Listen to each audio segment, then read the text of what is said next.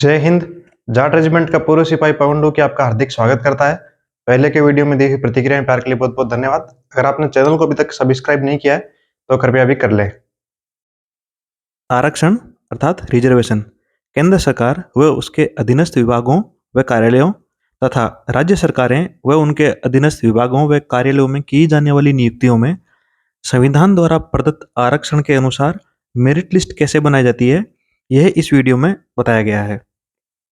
इस वीडियो को पूरा देखने से आपको ये समझ में आएगा कि खुली भर्तियों में सी व डी ग्रुप की जितनी खुली भर्तियां होती है उनमें आरक्षण के अनुसार मेरिट लिस्ट कैसे बनाई जाती है। इन सब चीज़ों को समझने के लिए इस वीडियो को अंत तक पूरा जरूर देखें।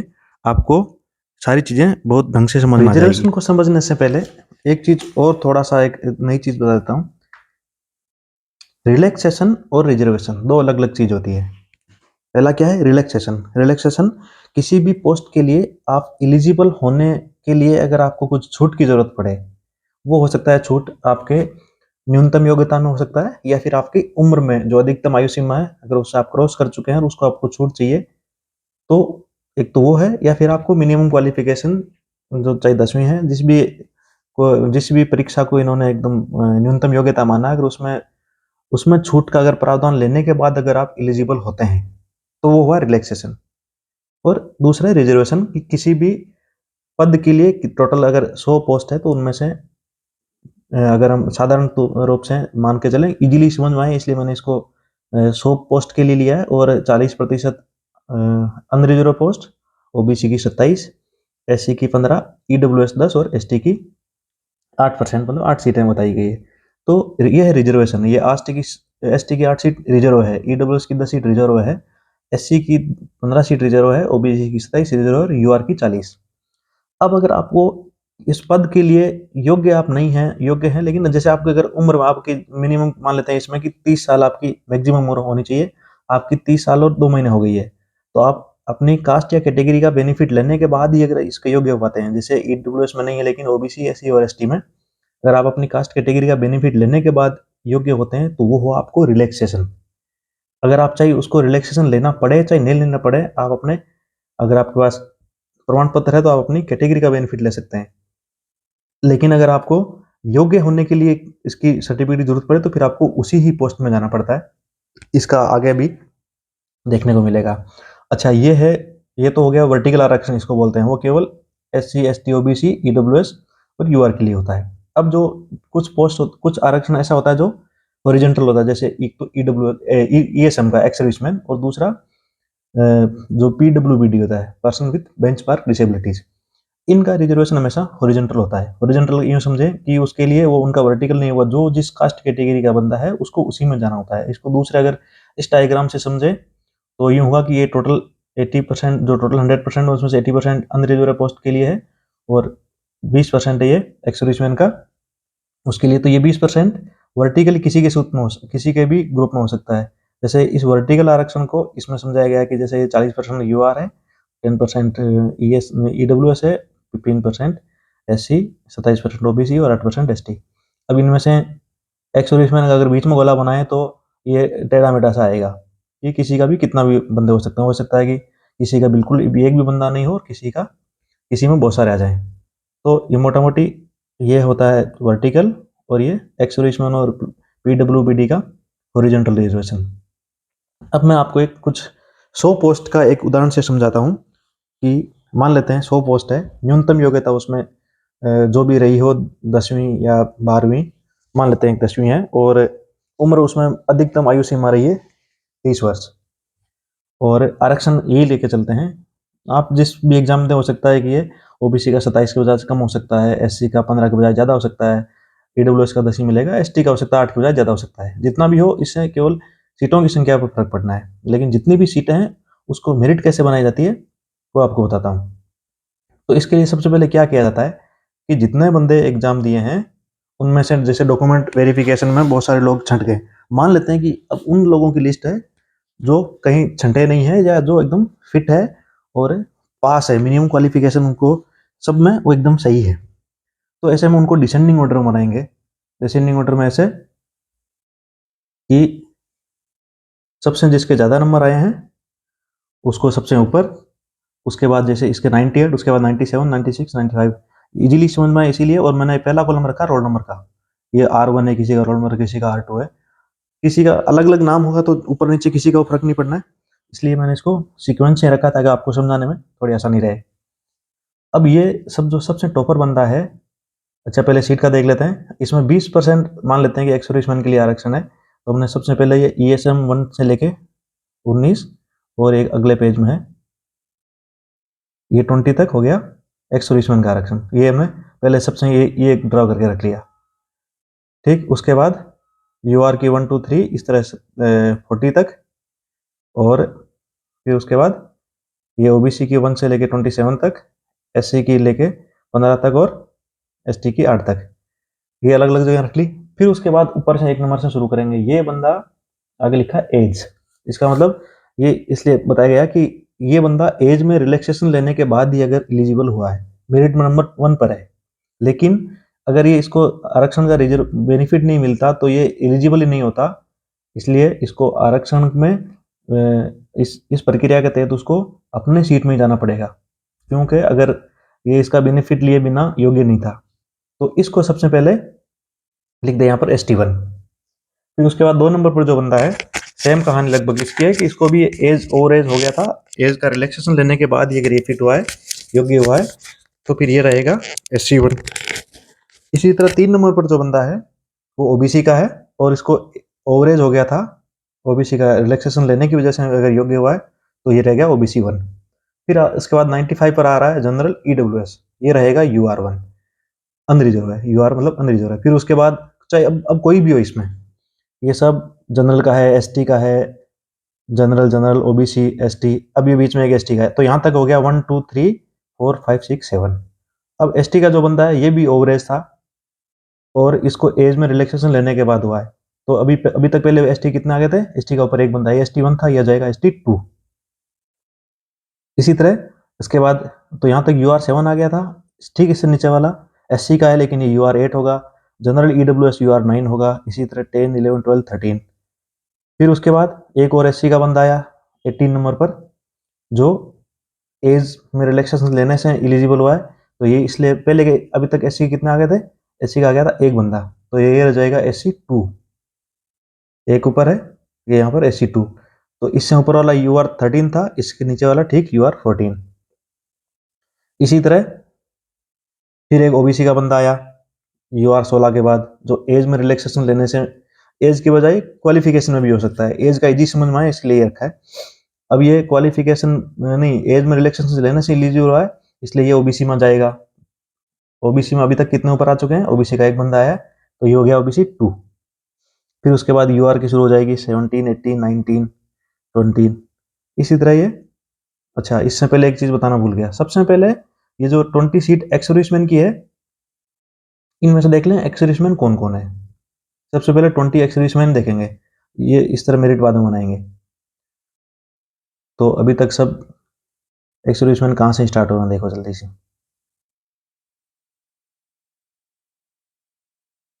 एक्स सर्विसमैन हो रहा है यहाँ से स्टार्ट। ठीक, ये एक्स सर्विसमैन है, ये एक्स सर्विसमैन है, इनको हमने एयर मार्क कर रखा था, सबको अलग कलर से, रेड कलर वाले एक्स सर्विसमैन है। तो इस तरह जो जो ये एक्स सर्विसमैन के हैं, हमने ऊपर के 20 के जो टॉप एक्स सर्विसमैन है उनको आगे लिख लिया। तो 20वां एक्स सर्विसमैन आता है आपका यहाँ पर, 18 19 और 20, 130 नंबर पर SC का बंदा है। इन सबको हमने अलग लिख लिया, ऊपर सबको सेलेक्ट करके एक उनकी अलग लिस्ट बना ली। ये 20 बंदे हो गए यहाँ से लेके ये SM1। जैसे सबसे पहला SC का बंदा था, ये यहाँ पर आ गया एक्स सर्विसमैन, और 2 नंबर पर जनरल का था R59 नंबर वाला, ये दो एक्स सर्विसमैन नंबर 2 पर आ गया, ये एक्स सर्विसमैन 3, एक्स सर्विसमैन 4। इसी तरह इनके सामने एक्स सर्विसमैन 3 4 5 20 तक लिख लेंगे, सबको एक साथ करके यहाँ पर। यहाँ इनको एक जगह लाने के बाद इनमें से देखेंगे किस किस कैटेगरी के कितने बंदे हैं। जैसे SC का 1 2 3 और 4 SC के हैं, इनको अलग लिख लिया। ठीक, उसके बाद जनरल के 1 2 3 4 और 5 6 जनरल के हैं। इसका मतलब ये कहाँ जाएंगे, 6 के 6 अनरिजर्व पोस्ट पर। फिर उसके बाद OBC के 1 2 3 4 और 5 OBC में। फिर ST में एक है EWS में, और ST में है 4। तो एससी के 4 और 4 एसटी के 8, एक ईडब्ल्यूएस 9, ओबीसी के 5, 9 और 5 14 और 6 जनरल के 20 हो गए। तो इन सबको हमने नीचे लिख लिया इसमें। जैसे अनरिजर्व पोस्ट में 6 थे, 6 के 6 नीचे लिख लिए। इसका मतलब क्या हो गया, अनरिजर्व पोस्ट 40 थी, उनमें से 6 मिलेगी एक्स सर्विसमैन को। तो ओपन जनरल के लिए कितनी बच गई सीट, 34 ओनली। समझ में आया होगा। इसी तरह ओबीसी में जरूरी नहीं कि सब नीचे आए। देखो ये ओबीसी में एक यहाँ पर भी बीच में आ रहा है, ओबीसी 10 पर भी आ रहा है। ओबीसी के 5 है, उनके लिए 5 सीट इनके लिए रख ली। तो ओबीसी में कितनी बच जाएगी, 27 में से 5 के 22 सीट। और इसी तरह एससी में 4 थे, यहाँ पर आ गए, और एसटी में 4 यहाँ पर है। अब इसका मतलब हमको यूआर में कितनी पोस्ट चाहिए थी, 5 एक्स सर्विसमैन आ गए। तो 5 एक्स सर्विसमैन आने के बाद हमको चाहिए केवल 6, तो हमको केवल चाहिए 34। तो इस तरह हम यूआर को 34 तक काउंट करते हुए लेके आएंगे। और बीच बीच में जो आएगा उन सबको भी, ये ओबीसी 2 था, 25 यहाँ तक सब कुछ सही चल रहा था, 32 हो गए यूआर, 33 और 34, 34 हो गए। अब इसके बाद क्या करेंगे, 34 पर जो बंदा है, क्योंकि यहाँ पर यूआर की कंपटीशन यहीं तक था अनरिजर्व पोस्ट के लिए। अब उसके ठीक बाद नीचे आ रहा है, यहाँ तक जितने हो गए उन सबको, इसके नीचे वालों को सबको करेंगे अलग अलग कैटेगरी में। जैसे एक्स सर्विसमैन नहीं है, ईडब्ल्यूएस की अलग मेरिट बनेगी, ओबीसी की अलग, एससी की अलग, एसटी की अलग। तो इसके लिए क्या करेंगे, इन्हीं को मेरिट में डालते जाएंगे। ईडब्ल्यूएस 1 हो गया ये, इसके बाद नीचे वाला ये ओबीसी 2 हो गया। अब जनरल का, ये जनरल वेटिंग 1 में आएगा ये, ठीक। उसके बाद एससी 3 हो गया, एससी अभी तक 2 ऊपर आ चुके थे, एससी 3 है, फिर जनरल वेटिंग 2, एसटी 3, फिर जनरल वेटिंग 3, एसटी 3, फिर उसके बाद ओबीसी 4, इसके बाद वाला एक ईडब्ल्यूएस 2। जनरल के जो वेटिंग में जाएंगे, इसी तरह जो जो इस कैटेगरी में जाएगा उनकी अलग अलग लिस्ट बनाने के बाद ये खाका कुछ इस तरह सामने आएगा। ईडब्ल्यूएस 5, ओबीसी 5 6 7, ये रिलैक्सेशन के बाद एलिजिबल हुआ, फिर भी इसको कोई फर्क नहीं पड़ा क्योंकि अनरिजर्व पे वैसे भी नहीं आ रहा था ये। तो ये ओबीसी 8 पे आया। फिर इसकी तरह जहां तक ये मेरिट जाएगी, अब देखो बीच में ये सब 1 एससी में ऑलरेडी हम कर चुके हैं इसको, और फिर जनरल का है 35 पर है, यूआर 35 जनरल में। हाँ, एक चीज बताना भूल गया था कि मान लेते हैं कि जैसे इसमें मिनिमम पासिंग मार्क्स 50 रखे हैं मैंने अनरिजर्व पोस्ट के लिए, और बाकी सब में 40 रखे हैं। अगर वो 45 रखते तो, जैसे ओबीसी का अगर 45 रखें तो वहां पर भी हो जाता, लेकिन मैंने सभी में 40 मान के चला है। तो 50 से नीचे कोई जनरल का बंदा नहीं आना चाहिए, मोटा मोटी ये है खास कहानी। लेकिन इसमें 50 से नीचे भी जनरल के बंदे सिलेक्ट होंगे, क्योंकि एक्स सर्विसमैन है। एक्स सर्विसमैन के लिए मिनिमम पासिंग मार्क्स 40 नंबर है, ये मान के चला।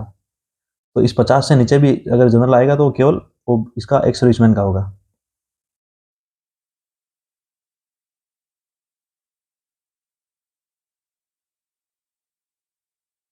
ये देखो, ये जनरल है, 46 नंबर है, लेकिन एक्स सर्विसमैन 10वें नंबर पर है ये। तो अगर इस तरह सब की, इन सबको जैसे ये पहले सबके सामने लिख लिया, इनको अलग अलग अपने अपने ग्रुप में डालेंगे। तो पहले आपको पूरी मेरिट बता देता हूँ, थोड़ा टाइम लगेगा, लंबा हो जाएगा वीडियो, लेकिन कहाँ तक चले गए थे। जनरल 34 आ गया, इसके ठीक नीचे वाला बंदा जाएगा ईडब्ल्यूएस 1 में। फिर ओबीसी का आ गया तो इसलिए ओबीसी 3 में, जनरल का है तो वेटिंग। एससी का है अपनी एससी की लाइन में 3 तक पहुंच गया, जनरल फिर वेटिंग में, एसटी 3 में, जनरल फिर वेटिंग में, ओबीसी 4 में, ईडब्ल्यूएस 2 जनरल वेटिंग में, एसटी अपनी लाइन में, ओबीसी अपनी लाइन में, ईडब्ल्यूएस अपनी लाइन में, ओबीसी ओबीसी ओबीसी, ईडब्ल्यूएस अपनी लाइन में, एससी केवल यूआर के बंदे हैं वो। अब जिस बीच में एक्स सर्विसमैन आया, तो ये एससी में एससी 4 पर है और एक्स सर्विसमैन भी है। ये यूआर 35 है और एक्स सर्विसमैन नंबर 2 है। ये ओबीसी, फिर ये अब एसटी का है, एसटी की सीट कंप्लीट हो गई तो एसटी वेटिंग 1 हो गया। फिर इसी तरह general waiting 5, EWS waiting 5, EWS 10 से इस समय तक पूरे हो गए थे। नहीं, ईडब्ल्यूएस वेटिंग नहीं, ईडब्ल्यूएस 5 हो गया, ओबीसी 6, जनरल वेटिंग 6 है, ईडब्ल्यूएस 6, ईडब्ल्यूएस 7, फिर एससी 5, ईएसएम है और एसटी 5, ईडब्ल्यूएस 10 यहाँ पर। अब उसके बाद कोई ईडब्ल्यूएस आएगा तो उसको जाना पड़ेगा वेटिंग में, ठीक इसके नीचे ईडब्ल्यूएस था जो ईडब्ल्यूएस वेटिंग में। अब ये अगर दो सेम नंबर है तो उनको सीक्वेंस में लाने का एक अलग तरीका होता है कि अगर सभी के पेपर में नंबर सेम है तो फिर हो सकता है कि उनको 10वीं के नंबर जिसके ज़्यादा हो उसके बेस पे लें, या अल्फ़ाबेटिकली या फिर उम्र में जो बड़ा है उसको सीनियर रख लेते हैं। ये नोटिफ़िकेशन के तहत हर नोटिफ़िकेशन का अपना अलग तरीका हो सकता है। सब में थंब रूल ऐसा नहीं कि ऐसा ही हो। फिर उसके बाद एसटी वेटिंग एसटी की कंप्लीट होगी, फिर एसटी 2, एसटी वेटिंग 2, फिर ओबीसी 11, एसटी वेटिंग 3, ओबीसी 12, 13, 14, 15, 16, 17, 18, फिर ST waiting 4, SC 6, OBC 19, ST waiting 5, ST waiting 6, SC 7, ST waiting 7, OBC 20, SC 9, ST waiting, ex serviceman 6 और SC 10, OBC 21, OBC 22, OBC 23, ST waiting 9, SC 11। अब number देखेंगे तो ये 46 वाला ex serviceman का number आ रहा है और 48 वाला कोई वेटिंग में मिल सकता है। जैसे ये एसटी का 48 है, ये वेटिंग में है। ये एसटी का 46 है, ये वेटिंग में है। एसटी का 46 है, वेटिंग में है। लेकिन ओबीसी का 46 है, ये एक्स सर्विसमैन है इसलिए एलिजिबल हो गया, मतलब मेरिट में आ गया। ठीक, उसके बाद ओबीसी जनरल, ये इसको वन बाय वन बताने का ये तरीका कि ये अपनी मेरिट सबसे नीचे तक चलती जाएगी। इस पूरे का पीडीएफ आपको लिंक में दे दूंगा मैं इसी वीडियो के नीचे, आप इसको आराम से समझ सकते हैं। यहाँ के बाद मान लेते हैं ये एक्स सर्विसमैन 20 तक कंप्लीट हो गए। एक्स सर्विसमैन की 20 सीट लेके चले थे, एक्स सर्विसमैन पूरे यहाँ पर सीट भर गई एक्स सर्विसमैन यहाँ तक। इसके बाद क्या होगा, अब इसके बाद नीचे कोई जनरल का बंदा कोई नहीं आएगा, जनरल का बिना एक्स सर्विसमैन के आएगा, जो केवल एक्स सर्विसमैन की वेटिंग में आएगा वो। तो इसके नीचे सारे एक्स सर्विसमैन है। तो अगर इस तरह सभी के ये मार्किंग करने के बाद एक इस तरह की लिस्ट आपके सामने आएगी। ये एक्स सर्विसमैन इधर 1 से लेकर 20 तक जो सिलेक्ट हुए हैं, और ये वेटिंग 1 2 3 9 10 के बाद मैंने लिखे नहीं, जगह कम थी। एक्स सर्विसमैन हो गई वेटिंग। फिर उसके बाद एक्स सर्विसमैन का नाम दो जगह मिलेगा, एक्स सर्विसमैन की लिस्ट में भी और अपने कैटेगरी की लिस्ट में भी। ये यूआर की लिस्ट 1 2 3 4 5, जिनको जिस सीक्वेंस में नंबर आए उसी सीक्वेंस में डालने पर इस तरह की मेरिट सामने आएगी। जैसे है एससी का लेकिन आया यूआर में, जनरल ईडब्ल्यूएस यूआर में आया, जनरल का यूआर में आया, ओबीसी यूआर में, जनरल यूआर में, ईडब्ल्यूएस यूआर में। इस तरह ये 40 तक ये चलेंगे, नहीं 36 तक, 34 तक। उसके बाद 36 में ये एक्स सर्विसमैन आएंगे, general UR 35 ex serviceman 2, general UR 36 ex serviceman 2। इसी तरह, क्योंकि ये इसकी वजह है कि ये जनरल के एक्स सर्विसमैन में तो ये टॉपर आ रहे हैं, लेकिन अपनी कैटेगरी के अलावा दूसरी कहीं जगह जा नहीं सकते। तो ये 45 वाला सिलेक्ट है और ये जनरल का 61 वाला, इसको वेटिंग में रहना होगा। ठीक इसी तरह ये 6, इस मेरे मैंने ये नॉर्मली 3 गुना लेके चलते हैं, लेकिन इतनी ज़्यादा के बजाय मैंने इसको कम में ही समझ में आया, इसलिए 150 तक का ही पूरा एक पोल रखा है। अब अगर कोई जनरल का जो बंदा ज्वाइन नहीं करता तो उसकी जगह इन वेटिंग वालों में से आएगा। इसी तरह इसके ठीक नीचे ओबीसी का, ओबीसी की 27 सीट है, तो ओबीसी 1 से लेके ये ओबीसी 10 पर आ गया एक एक्स सर्विसमैन, 27 तक यहाँ हो गई, उनमें से एक ऊपर आ गया और ये 4 नीचे एक्स सर्विसमैन है। फिर ओबीसी वेटिंग, इसी तरह ये एससी की 15, तो 1 से लेके 15 तक ये आ गई, उसमें 4 एक्स सर्विसमैन आ गए। इसमें भी देखो 46 44, नीचे वेटिंग वाला 46 का भी हो सकता है, ये 46 का है वेटिंग में, 44 वाले के नंबर है। इसी तरह एसटी में भी ये इसकी लंबी, नीचे काफ़ी देर तक वेटिंग काफ़ी लंबी, इसमें भी एक्स सर्विसमैन भी और वेटिंग भी है, एक्स सर्विसमैन और एसटी भी। इसके 8 सीट में से 4 एक्स सर्विसमैन आ गए, तो ये 56 तक ये चला है और 52 पर आ गया। तो अब जब लोगों को सवाल आता है कि कट ऑफ का अनुमान कैसे लगाएं, कट ऑफ दो टाइप की हो गई, एक्स सर्विसमैन की अलग है और एसटी की जैसे कट ऑफ यहाँ पर रह गई है 56 पर, एससी की रह गई है 46 पर, ओबीसी की रह गई है 46 पर और जनरल की रह गई है 61 पर, ईडब्ल्यूएस की 50 पर। तो इस तरह का प्रारूप बन सकता है। वेटिंग के जो ये सीट कंप्लीट होने के बाद ये वेटिंग जरूरी नहीं कि एक ही आए, ये अगर इसके जस्ट डबल बंदे होंगे तो ये हर एक में वेटिंग लंबी ही मिलेगी। अगर कोई एक इनमें से ईडब्ल्यूएस ज्वाइन नहीं करेगा तो इस वेटिंग में से आ जाएगा। हर की अपनी अपनी वेटिंग है, उसी में से बंदे दूसरा के ज्वाइन करते हैं। इसका पीडीएफ आपको इसके लिंक में अटैच किया हुआ मिल जाएगा। उम्मीद है यह वीडियो आपको समझ में आया होगा और कुछ शंका या समाधान, कुछ समाधान चाहिए तो आप इसमें लिंक में नीचे यूट्यूब कमेंट कर सकते हैं। क्या बच गया? और फिर बता देता हूँ कि सबसे पहले एक्स सर्विसमैन की सीट भरी जाती है। एक्स सर्विसमैन जिस कैटेगरी में है उतनी उतनी सीट, जैसे एक्स सर्विसमैन की मैं इसमें 20 सीट मान के चल रहा हूँ, तो 20 में से एक्स सर्विसमैन 6 जनरल कैटेगरी के हैं, तो वैसे अनरिजर्व पोस्ट 40 है, 40 में से 6 गए, 34 पोस्ट अनरिजर्व जनरल के लिए अनरिजर्व रह गई। इसी तरह 5 ओबीसी में है, तो ओबीसी के 27 में से 5 कम कर दिए, 22 ओबीसी के यू आएंगे और 5 आएंगे एक्स सर्विसमैन। एससी में अगर 4 है तो 15 में से 4, 11 दूसरे लोग आएंगे और 4 एससी एक्स सर्विसमैन आएंगे। इसी तरह एसटी में 8 में से 4 एक्स सर्विसमैन एसटी और 4 जनरल एसटी।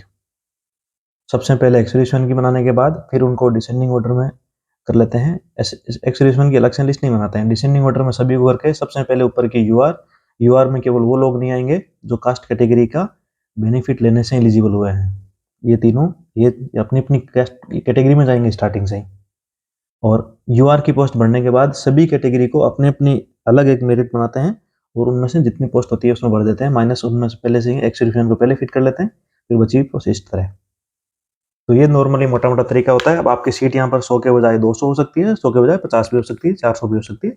ये परसेंटेज निकाल के, परसेंटेज हर स्टेट का अलग अलग होता है। सेंट्रल गवर्नमेंट में भी कुछ ऑफिस है जहाँ पर इसका एस्टेब्लिशमेंट है, वहाँ की स्टेट का परसेंटेज लेके भी ले लेते हैं, वो एक अलग विषय है जिस पर उस केंद्र का नहीं, उसमें ऑफिस का ज़्यादा नियंत्रण नहीं रहता है। जैसे वहाँ की सरकार का आदेश होता है उसी का पालना की जाती है। तो ये था मोटा मोटी मेरिट लिस्ट बनाने का तरीका। उम्मीद है कि आपको ये वीडियो पूरा ढंग से समझ में आया है। कैसा लगा लाइक और कमेंट करके ज़रूर बताएं। बहुत बहुत धन्यवाद। जय हिंद।